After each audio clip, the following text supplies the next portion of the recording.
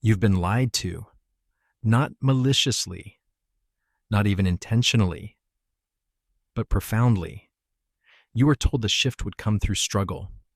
That transformation must be earned with enough suffering, enough doing, enough proving. That the quantum leap, the great unraveling of your old life, and the emergence of something new only happens once you've paid the toll in sweat, tears, and time. But what if none of that is true? What if the shift doesn't arrive through pressure, but through permission? What if reality doesn't bend when you fight harder, but when you finally stop trying?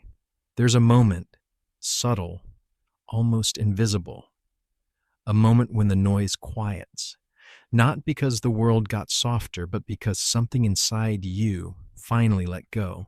And in that stillness, reality listens. You might have missed it before. Everyone does it first, because it doesn't come dressed in thunder. It doesn't announce itself with a sign. It doesn't demand your effort. It waits for your surrender. The truth is, your quantum shift doesn't take time. It takes attunement, and attunement is something the mind can't fake. It's not a strategy. It's not a checklist. It's a frequency. The moment your internal state becomes coherent, when thought, emotion, and energy align into one silent yes, the field responds. Not later, not eventually, immediately. This isn't spiritual theory. This is quantum law. And it begins the moment you stop performing clarity and actually become clear. You've been taught to worship complexity, to chase healing, to hustle for wholeness, as if alignment is a prize you earn for trying hard enough, as if peace is something distant, not something you remember. But here's the deepest truth most never realize. The leap is already complete. You're not here to build a bridge. You're here to recognize you're already standing on the other side. And the only thing keeping you from seeing it is the habit of seeking. Stillness terrifies the ego, because if transformation doesn't require effort, then who are you without your struggle? If it's really that simple, what was all the suffering for? If you stop fixing yourself, what's left to do? Here's what's left. You meet the version of you who doesn't need fixing. You begin to remember that your true self doesn't need to ascend. It needs to be received. And receiving requires space. The kind of space that comes not from organizing your life, but from quieting your inner noise. Most people don't fear failure. They fear peace, because peace is unknown, and the nervous system doesn't trust what it hasn't felt safe in. So when things start flowing, when alignment begins to arrive, when your reality softens, something inside contracts. You feel it. That split-second pull to sabotage. The way your mind starts demanding proof when your soul already knows. The resistance to ease. It doesn't come because you're broken. It comes because ease threatens your identity. You've built yourself around trying.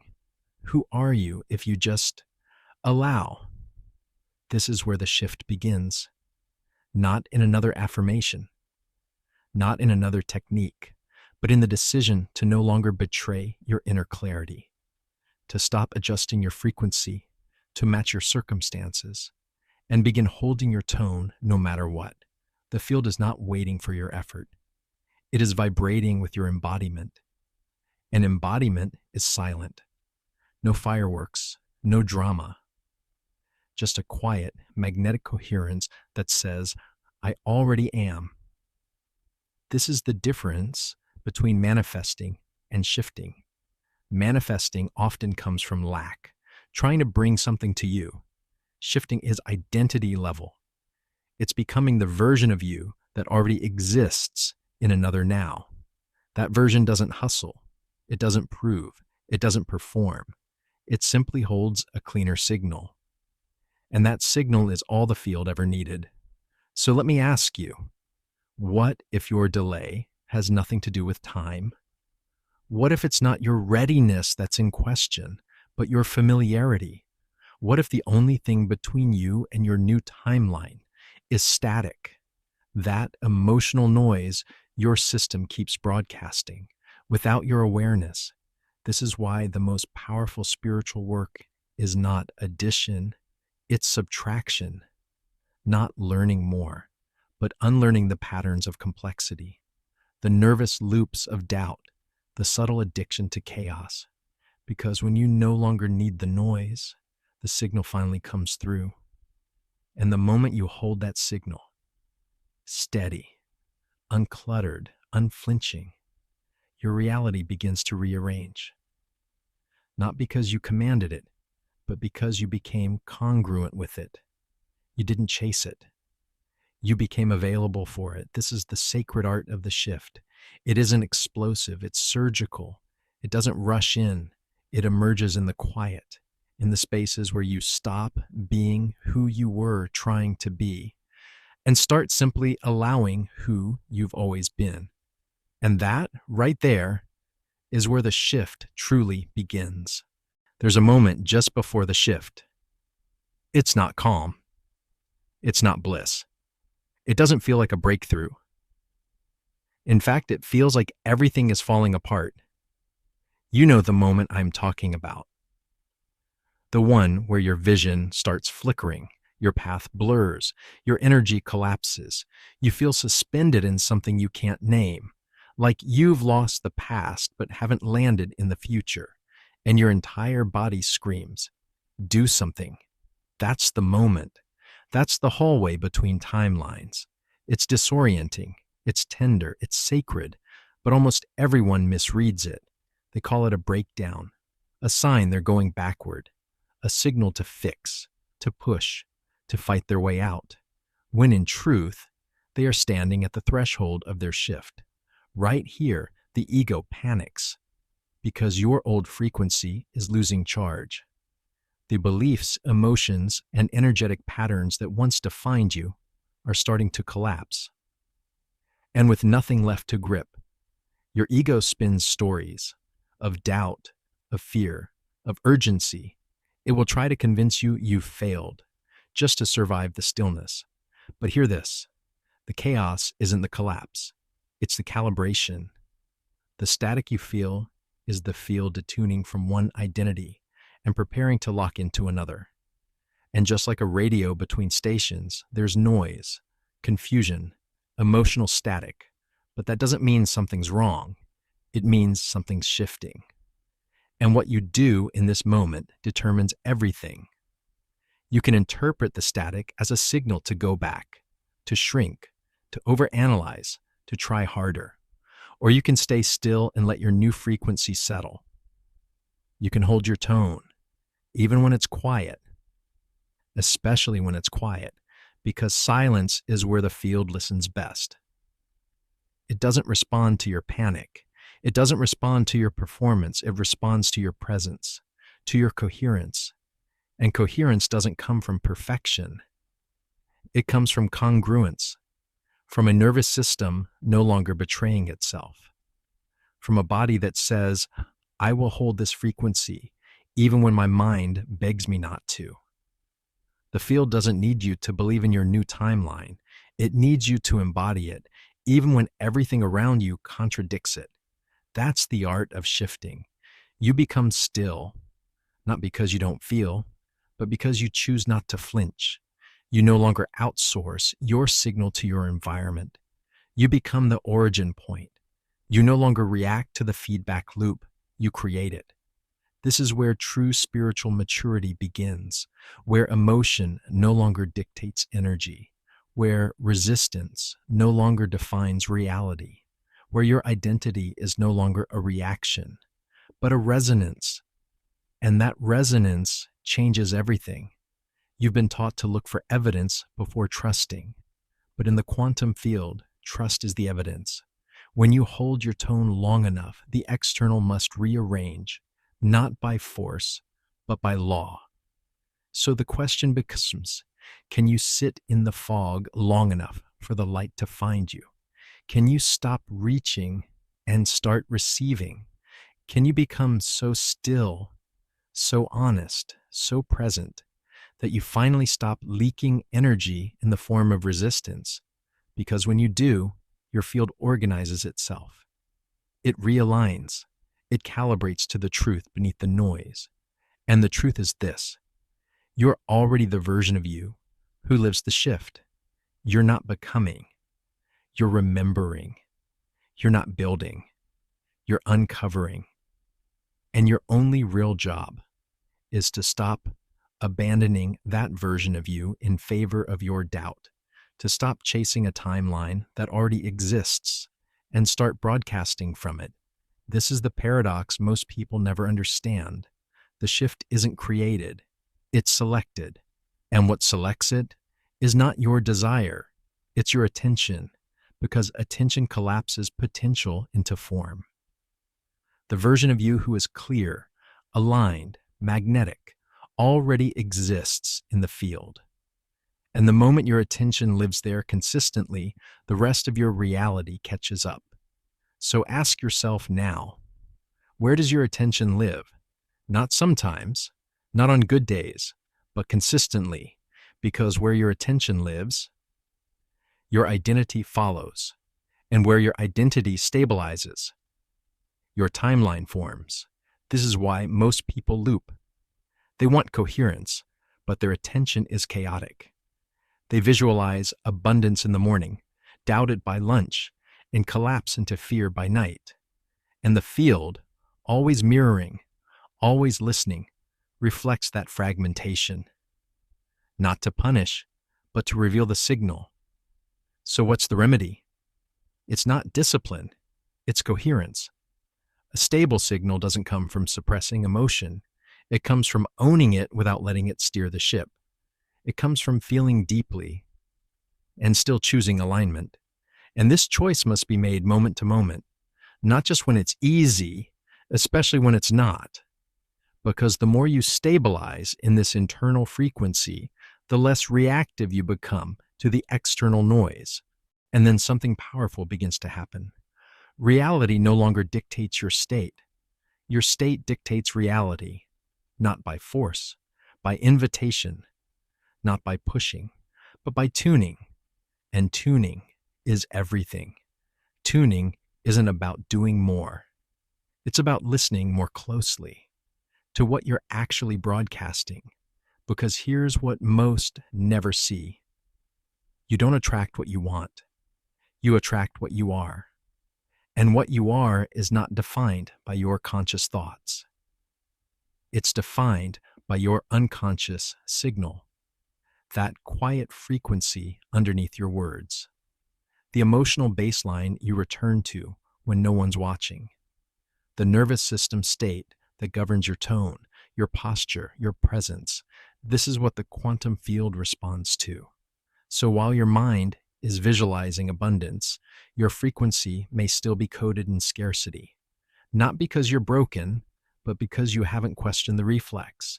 And these reflexes, these blind spots, are the hidden gatekeepers of your shift.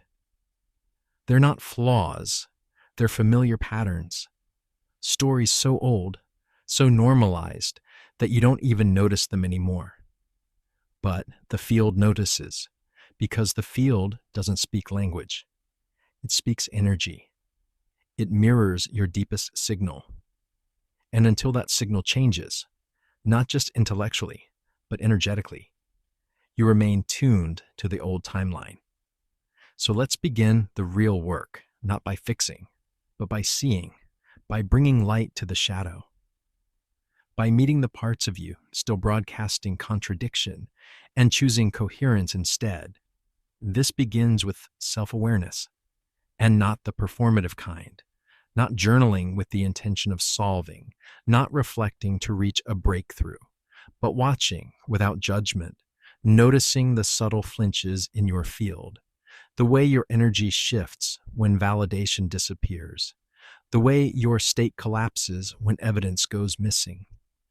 This kind of self-awareness is not about control.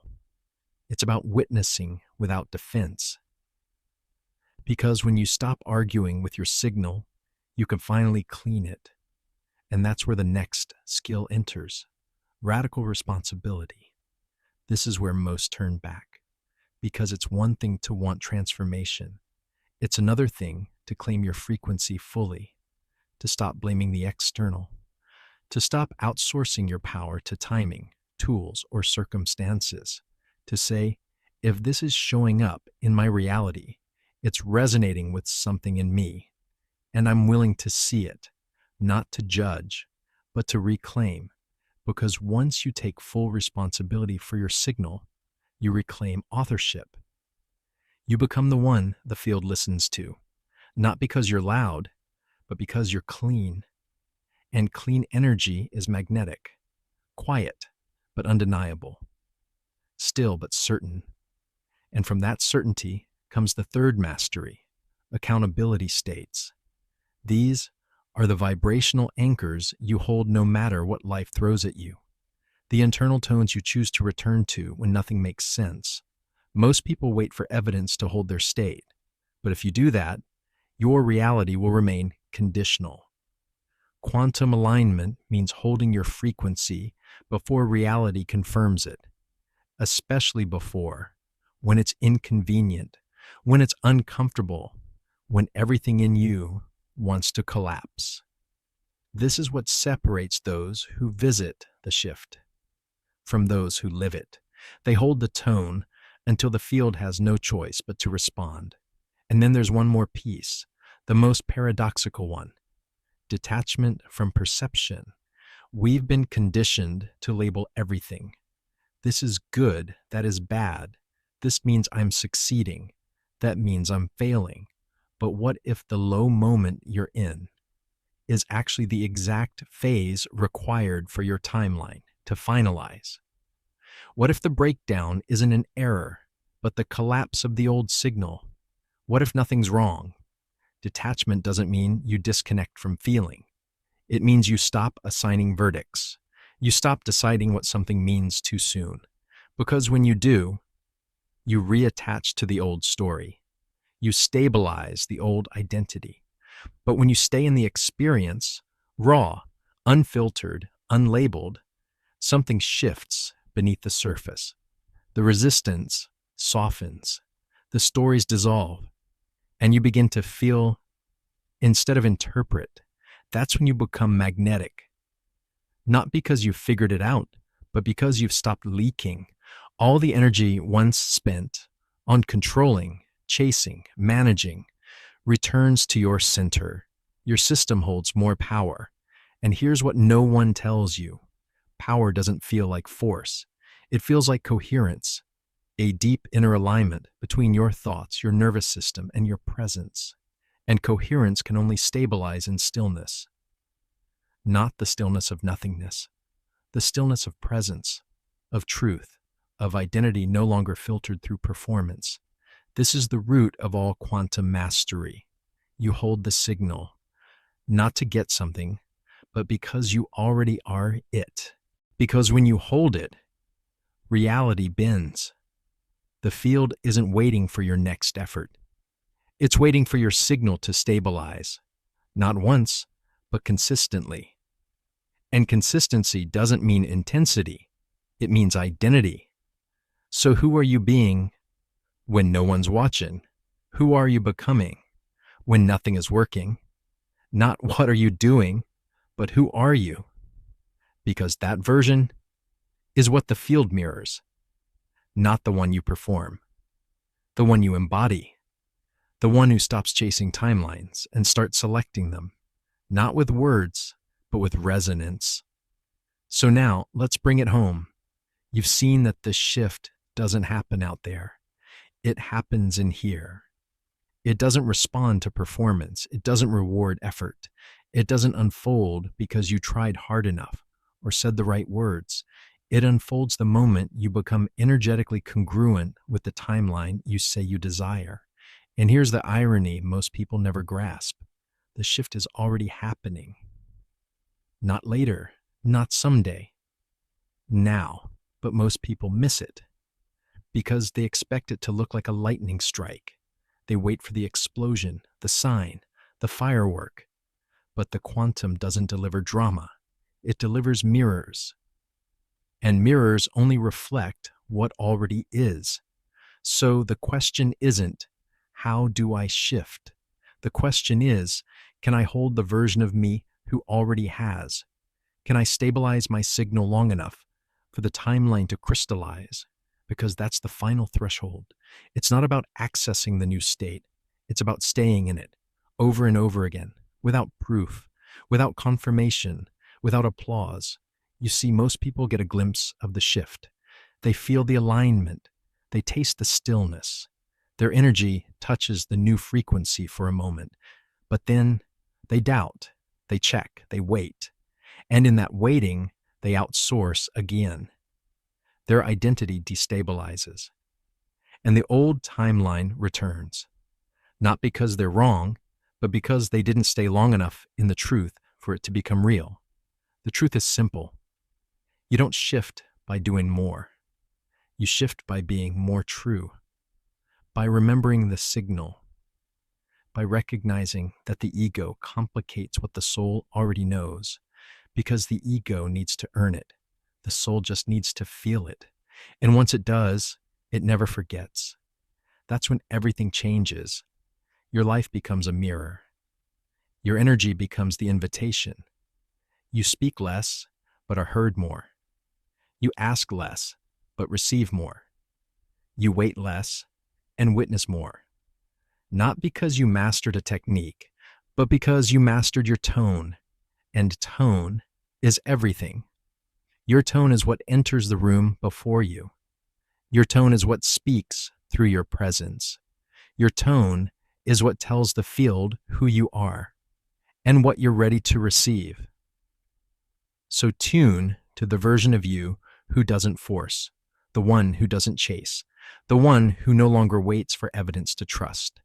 That version doesn't need to manifest.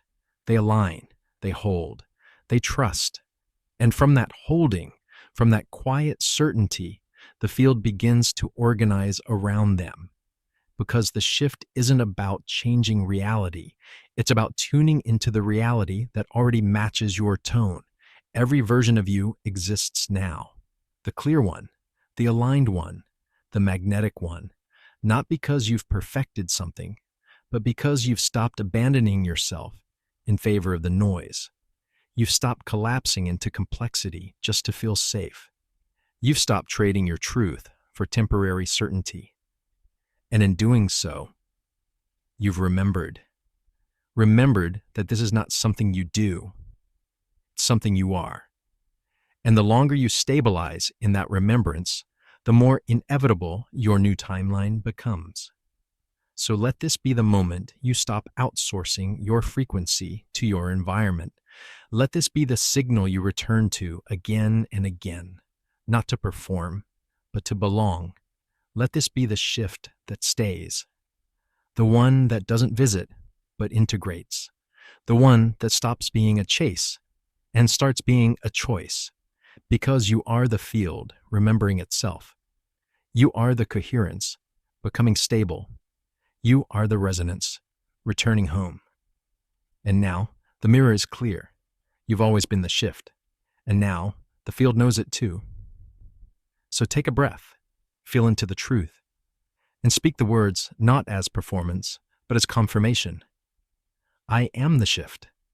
Say it slowly. Say it deeply. Say it from the stillness that no longer needs to prove. Let the field hear the tone beneath the words. Let your nervous system relax into the knowing. Let every cell of your being stabilize in that identity. And as you do, reality will rearrange. Not someday. Now welcome back. You never left. You simply returned to the version of you who was always ready, who was always whole, who was always enough. And now you no longer need to try. You only need to remember.